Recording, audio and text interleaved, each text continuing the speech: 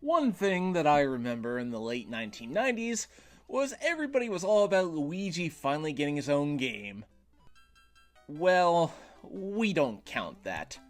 People wanted Luigi to finally stand out of his brother's shadow, step into his own as a playable character, become his own man. And in 2001, with the launch of the Nintendo GameCube, Nintendo finally decided to let the man in green get his chance in the spotlight. The result? Not exactly a Mario game that involved running from platform to platform, or collecting stars to get to the next level. No, Luigi would instead be a Ghostbuster.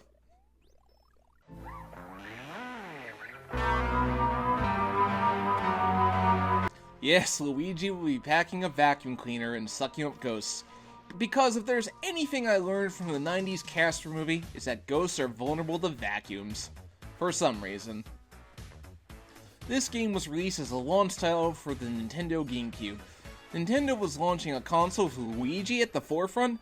It seemed too good to be true, and it just recently got an updated re-release for the Nintendo 3DS because Nintendo is still making 3DS games today for some unknown reason. I mean, why? But the good news is that we are getting Luigi's Mansion 3 for the Nintendo Switch sometime next year, and that means I got some catching up to do.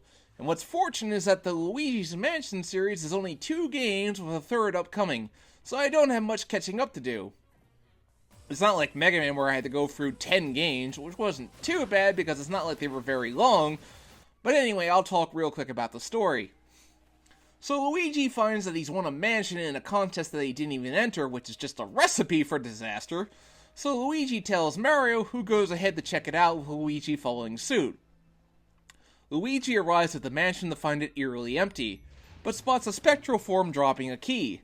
Luigi heads inside and our brave hero confronts the monsters that await.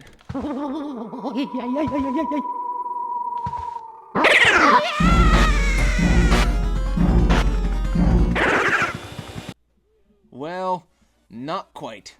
Luigi is saved by Professor E.Gadd, who retreats with Luigi to his lab. E.Gadd, oh that's, not very funny. So Gadd arms Luigi with the Poltergust 3000, which will allow Luigi to combat the ghosts inside the mansion. Once inside, Luigi eventually comes across a big red button, which ends up showing that King Boo and the Boos are the real bad guys behind the game. I think we now know that pushing red buttons is not always a good thing. First-person shooters have failed me. The biggest revelation is when you go down to the bottom of the well and Luigi sees the horrifying truth of what happened to Mario.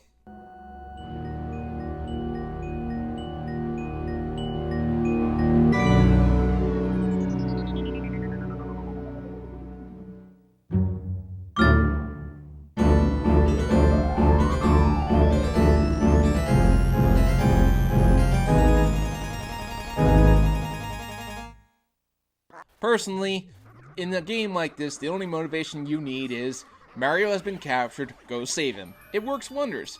I do think Daisy could have been the damsel, but in order for Luigi to take center stage, Mario has to be taken out of the picture. It's not quite the grandiose adventure that I'd imagined for Luigi when I was a kid, but it gets the job done. The graphics look beautiful, especially for their time. I still think they look nice today. It was meant to show off what the GameCube could do. The ravens at the beginning of the game stand out in particular to me. The 3DS version has updated the look a little bit to make the characters feel more angular, for lack of a better term, but it captures the dark look of the game very well. So overall, I don't have much to say about the graphics. They were meant to show off 3D because apparently the GameCube was meant to be a 3D console. That didn't come to pass. Luigi's Mansion can finally be played in 3D, even if I always turn the 3D off on my 3DS. So now for how Luigi controls. He controls fine, but he walks at a very brisk pace. One of the more ironic things is that the Mario brother who is most famous for being able to jump higher than Mario, who was named Jumpman, can't jump at all in his own game. But it's fine. The game never requires you to actually jump anywhere. Being that this is a game from the GameCube, which had a very unique controller, you have to use every button on the controller in some regard. Using the C-stick controls the direction Luigi aims his flashlight or vacuum. When the lights go on, Luigi will casually start running at a brisk pace. It makes sense that Luigi doesn't run when the ghost could come out at any time. The gameplay mainly revolves around going into rooms, vacuuming up the ghosts, The first thing you have to do is stun the ghost with your flashlight. Fortunately, it comes with a trusty turn off button. Turn it off, stun them, and then suck them up with the vacuum. The ghost has HP. The stronger the ghost, the more HP they have. You have to tilt the control stick backwards so Luigi will suck them up, otherwise you'll drag them on the ground and lose the ghost. In addition to the regular ghosts, sometimes Luigi will come across a portrait ghost. Ghosts that E.Gadd will turn back into paintings after you beat an area of the mansion. These portrait ghosts take a bit more energy to take down. Sometimes they drop a poison mushroom that will shrink Luigi. So part of the challenge of sucking up ghosts is that you have to dodge the attacks, and Luigi is vulnerable while he is sucking them up, so it takes careful skill to avoid them. Of course, that leads into the other part of ghost hunting, capturing the boos. Basically, whenever you clear a room, your Game Boy Horror, get it, will flash, and that means there's a boo in the area. They're not pulled in by the poltergust, so you have to keep at it. They start with low health, but eventually they start getting more and more health. This wouldn't be too much of a problem, but they can escape the room you're in, so you have to chase them down, and sometimes they make an effort to go into a room that you haven't unlocked yet, so give up on chasing that ghost for the time being. Fortunately, if you go back to the lab, the ghost will reset, and you don't have to worry about fighting that battle from the beginning, as the ghosts will keep their current health. There are some side things to collect, such as 5 of Mario's items, like his hat, despite the fact that he's wearing the hat while trapped in his painting. One item, Mario's star, requires blowing up the moon to get it. Well, that's... poor moon. Every piece of fiction I watch tends to treat the moon as expendable. This part was particularly annoying in the 3DS version, as you have to aim the poltergust with either the gyroscope or the D-pad, and required a few takes to get right. You take Mario's items to Madame Corvoa, who will give Luigi information about Mario's whereabouts, including the news that King Boo has somehow revived Bowser. Even though, as far as I can tell, Bowser has never been killed by Mario in any of his battles. Please note, New Super Mario Bros. Was not out at the time of this game's release. After you get all 5, she goes back to her painting in peace. Mostly. One of the things Luigi can get to add to his arsenal are elemental powers. Fire, water, and ice. Although fire is not technically an element, but we'll ignore that. I must say, Luigi gets them in rather quick succession. You press the L button to shoot your element, and you need to suck up an appropriate element to be able to use it. Sometimes that means you come into a room with a ghost that's weak to an element, so you need to backtrack out of the way and get the element you need to clear the room, which is another problem I'll get into later. There are 2 ways to save the game. 1, find Toad, and if Toad's in the room, then the room is safe from ghosts. And the second is the game will save every time you capture a boo. Personally, that helps in the case I leave the room. I don't have to worry about the power going out, which would cause me to lose all my data. Speaking of which, when you get to Area 4, a massive lightning storm will hit the mansion, which will cause the power to go out, so now Luigi has to traverse the dark mansion to activate the generator to get the power back on. This causes a bit of a shift in gameplay, as now you have to get from room to room. Of course, if the ghosts appear behind Luigi will give a brief look of shock and panic, which slows down his pacing. It doesn't last very long, thankfully. If you want to chill out, you can walk around the gallery and see the portraits you've unlocked. It's gotten a bit of an upgrade in the 3DS version. I think I prefer it to the GameCube version, as it looks so much more grandiose than the GameCube's gallery. It's just nice to have a place to chill out. One thing I will complain about this game is the excessive amount of backtracking required to unlock more doors. Get all the ghosts and find the boos.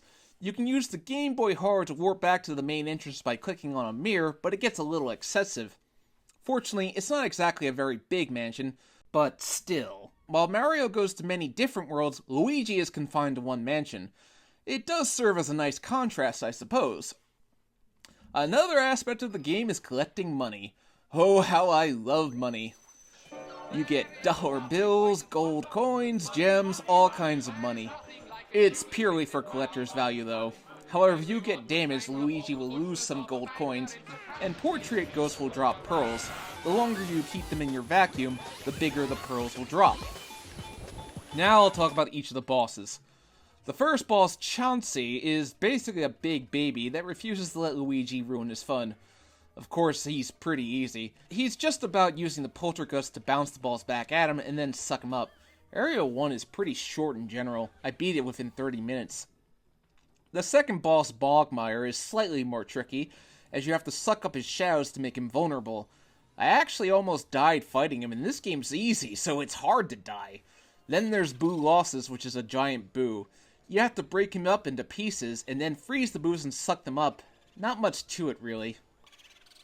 So with that all said and done, it's time to confront King Boo and rescue Mario. Luigi heads to the only room he hasn't unlocked, and there he finds King Boo waiting for him. Now it's time for the final battle, but you're in for quite the surprise at first.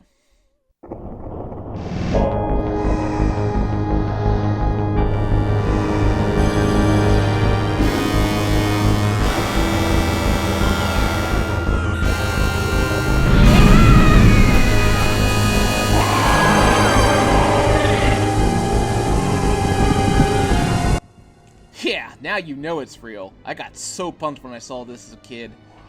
Of course, all you have to do is knock the spike balls back at him, and it turns out that it's just a disguise of Bowser that King Boo is using. When you suck up King Boo, the Bowser head will shoot ice balls at you, so you still have to maneuver. There's not much to it. With King Boo defeated, Luigi has won and takes the Mario painting back to E.Gadd, who has passed out in relief upon seeing his brother. With the ghost back in place, Mario is restored to normal in a rather humorous scene. I guess if it works one way, it can work the other. So, finally, Mario and Luigi are reunited. Oh, Mario?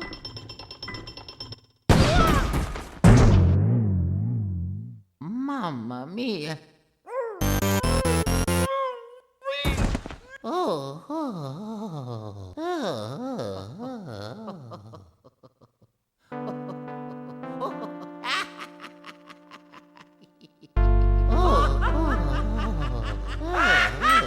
Ha!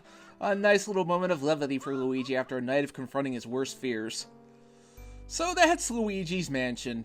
It's a fine, fun little first game for the man in green. My only complaint is that it's too short. I was just starting to have a lot of fun with it, and then the game just ends, so it could have been a little longer. I mean, it was perfect for recording since I try to get these videos done every week. I didn't even talk about the extra features the 3DS version has, like Luigi, which is nice to play with friends. Oh, one more thing I forgot. You get an extra mansion depending on how much money you made. What did I get?